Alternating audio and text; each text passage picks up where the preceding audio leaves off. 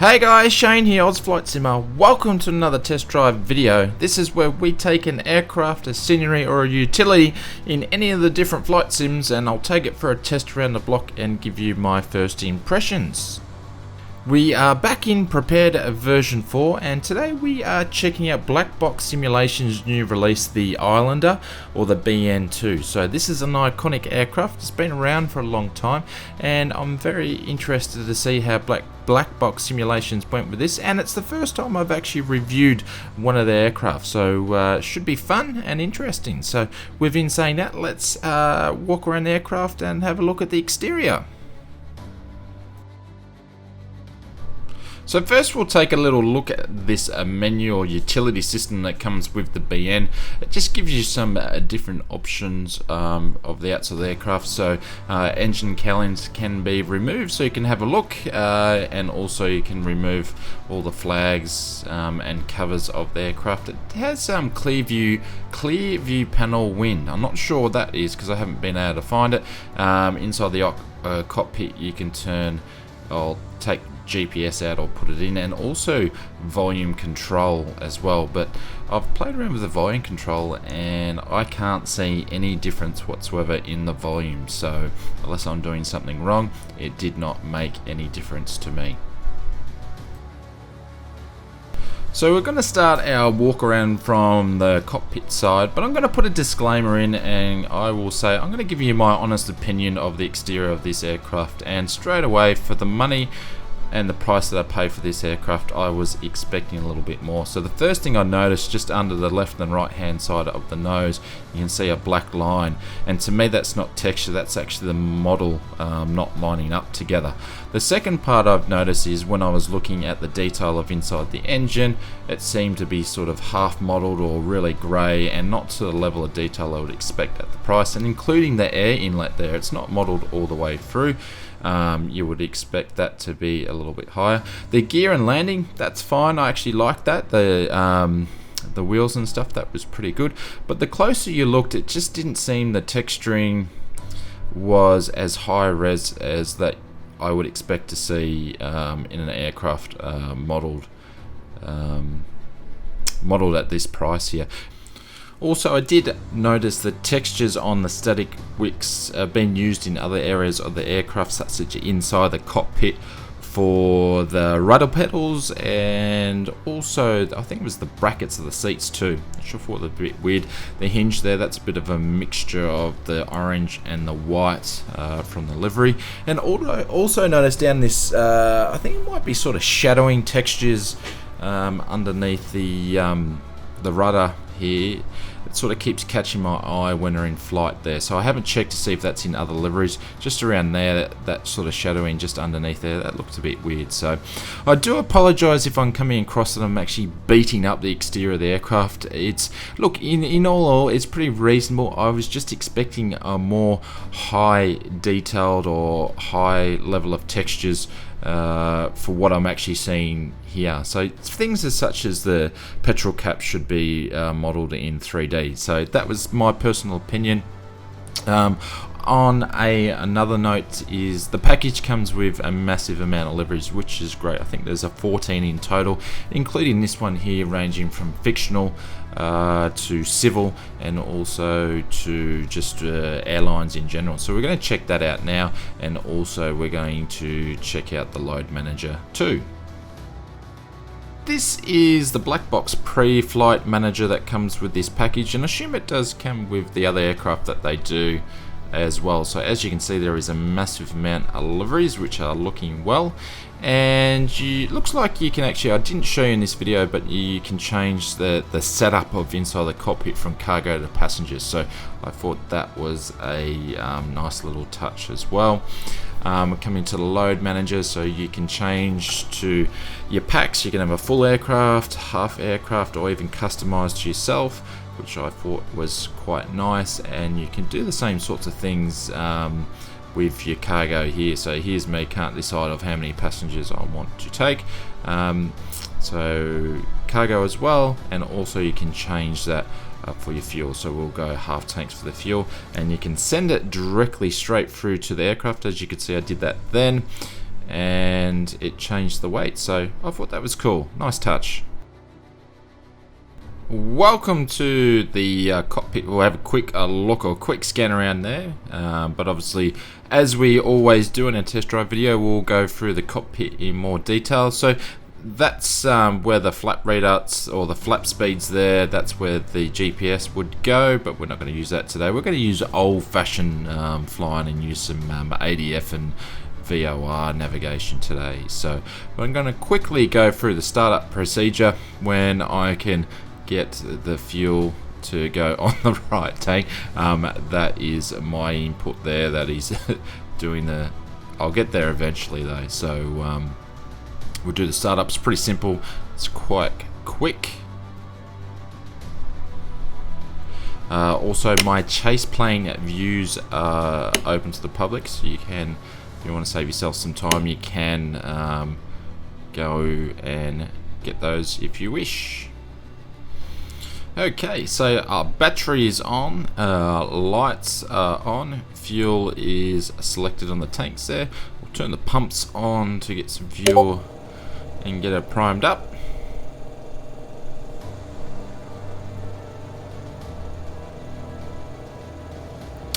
Done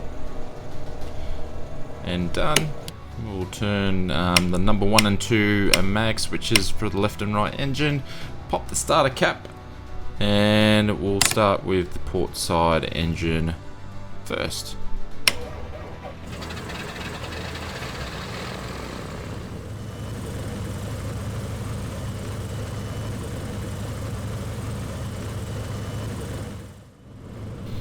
So that was a little taste of the sounds of the engines on the outside. So we're going to turn our generators on now that we're all started up, and we're going to get on with our navigation. For everybody that is playing at home, I did start up the aircraft with the parking brake off.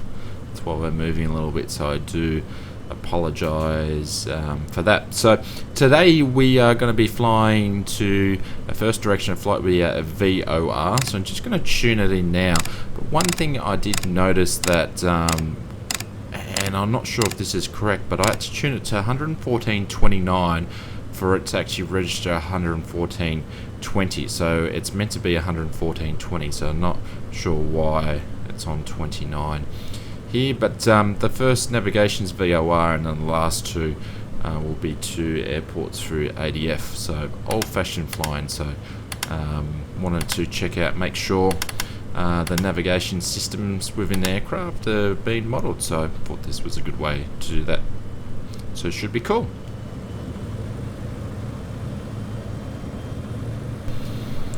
So everything is configured for taxi, and engines are warmed up. So time to get this show on the road. So a very quick taxi. Today we're actually starting off at Caloundra, so YCDR, and we're going to be flying all the way to Hervey Bay, which is YHBA.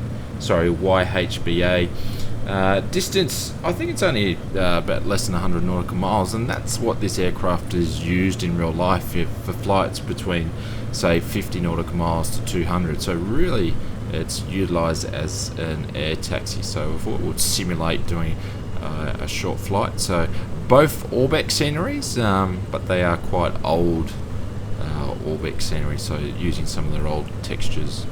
Taxi is a breeze in this aircraft. It's quite easy to taxi and to get it up and running and move along. So taxi, thumbs up there. It's quite an enjoyable aircraft to taxi. So we'll just pull up stumps here and we'll get the aircraft configured, and we'll take off, and we'll do it's probably going to be a bit of a crosswind takeoff, but it should be fun. So time to pull out the runway to runway 23. So aircraft is configured, flaps are at the takeoff position, and this should be a bit of a crosswind takeoff, so it will make it interesting. Expecting to be a little bit bumpy as we go out, but once we take off, we'll take a left-hand turn around the airport, and then hopefully we'll capture our first VOR and head on our merry way. But I'll shut up now so you can listen to the takeoff, so enjoy.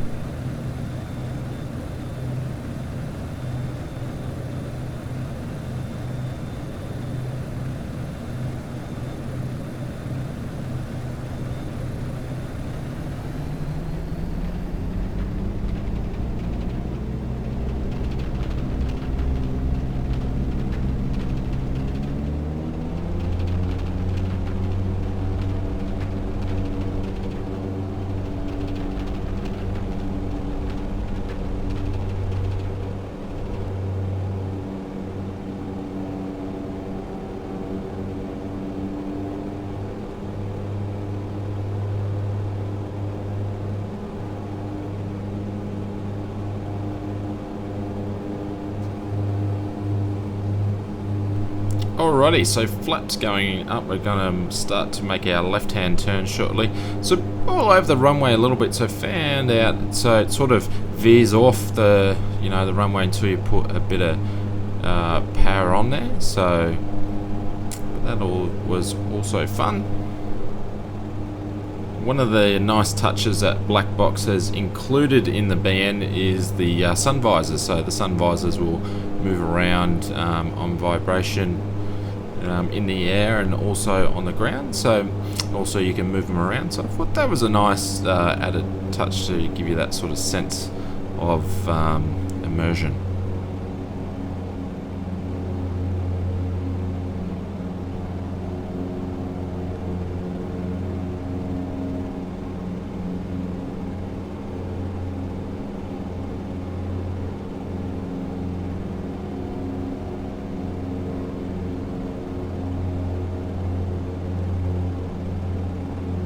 So we should be pretty much in the right direction for our first nav point. So we're going to turn on the autopilot. So we'll put the altitude up to 3000, and then we'll adjust our navigation to go in the right direction with VOR. I have noticed that the transponder, you can't actually turn that on or off.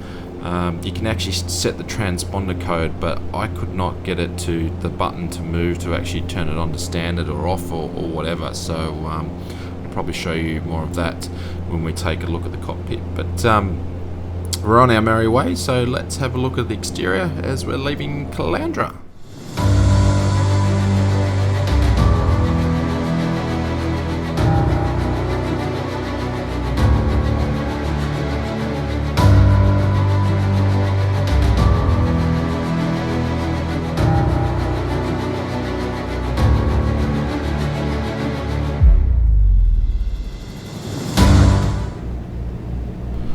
Welcome back to the cockpit. I do apologise, it's a bit of a bumpy flight today, but it always enhances the fun. So let's take a look around. At the moment it's showing off the yoke, and I do like the texturing that's been used on the yoke there. Also the button, you can switch them on for the left and right yoke. And the switches all seemed, I think there's about 2 different sounds are pretty much used for all the switches throughout the aircraft, or they all sound the same, bit of a thump. So as we take a look down at the rudder pedals and the texturing on the floor, you can see the same texturing that was used on the rudder pedals is on the static the static wicks as well. But overall the worn texture feel of the aircraft, I'm glad they use a worn texture, but it's just not up. It's the same sort of sense I'm getting on the exterior of the aircraft, that it's not up to the standard that I thought I would see for this level price of aircraft. So good news that I did mention before, the sun visors move up and down, which is cool, and they will represent that when you're sitting on the outside of the aircraft, which is a nice touch. I do like that. And also you can see the same sort of texturing on the trim wheel. I did notice that the 6-pack will actually move around as well, which is pretty cool, but also there's some textures in the back of it there, and I don't know, they just don't really gel. So again, I apologise for sort of beating up, but I just find the finished touches of the aircraft is not to what I was hoping for. I also did notice that moving and panning around the aircraft is sort of shuttering a little bit, so I thought that might be me. So I did actually do this flight in a different aircraft. That was actually the Just Flight Arrow, and it was smooth. So speaking to a couple of people that have this aircraft, they haven't really seemed to have that problem, so I'm not sure if it's me. But yeah, it had some issues and it's sort of just shuttering around a little bit. Autopilot works extremely well and does everything that it needs to do for a simple autopilot. Like I mentioned before, I can't seem to turn the transponder on there. I haven't actually checked out the GPS, but I'm sure it will do what it needs to do. So let's pan around and have a look at the rest of the aircraft. So they're gone for the leather look on every single seat there. So, which you can see they can stack a lot of people into a small little aircraft there. But so again, as I'm panning back through the aircraft, it's sort of shuddering around. So I had this in this aircraft, but like I said, I've done the same flight with another aircraft in the same weather and didn't have any issues whatsoever. Actually did this flight twice, so it's sort of a bit of a pain. I don't know why it's doing this on my system. So, but like I said, I spoke to other people and not really having that issue, so it's just me. So please keep that in mind, that I don't think it's a black box issue. There's obviously something on my sim that's not liking. But textures are pretty basic for the inside of the aircraft there. So obviously, I'm poking out the top there, but sort of pretty basic. But you don't really look into the back of the aircraft much. Ooh. So with the seats there, that's all the same texture. It's blending in. So maybe they could have done some work there.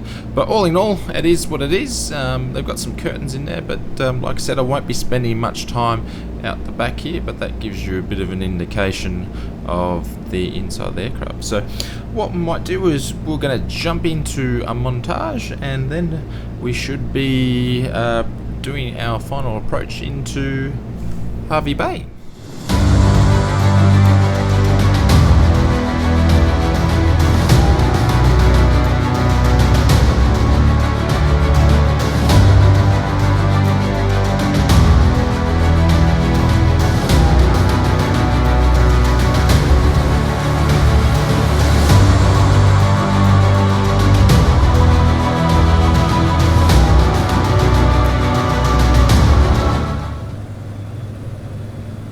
We are now lining up on our final approach into Hervey Bay. Again, this is ORBX scenery, but due to my great piloting skills, I've come in a little bit low, but that's alright, we'll get that sorted. So this has been my second flight, or the same flight I've done twice with this aircraft, and both times I've actually enjoyed flying black box simulations, the BN Islander. So I know I was talking about the textures before, but as for flying the aircraft and enjoying the flight, it is quite enjoyable to fly. It's a lot of fun. As we're coming in, it's a very slow approach, so I've got the flaps down to a landing position, and it's a very slow approach in. I know I've got some headwind, but should make for me to have a good landing. But if you're used to the Els Flight Sim videos, you can expect anything to happen. So I'll shut up now and enjoy the landing in.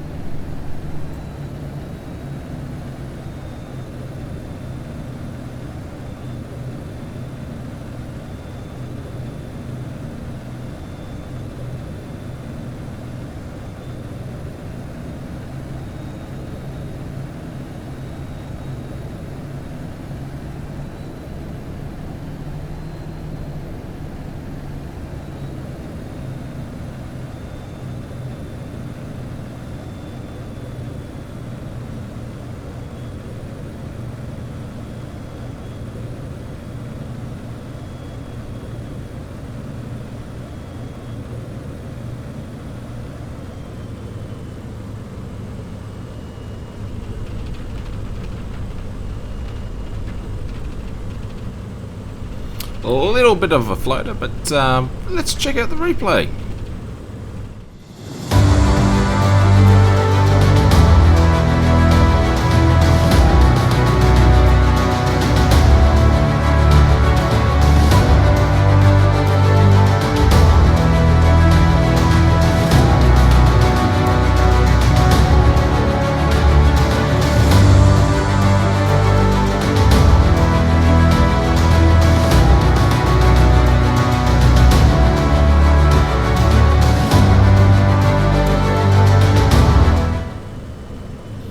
So just pulling off the side of the runway now, that was a pretty good flight. I really enjoyed that. It was interesting with an iconic plane, and the weather the way it was, tossing around and doing some old-fashioned navigating across the country.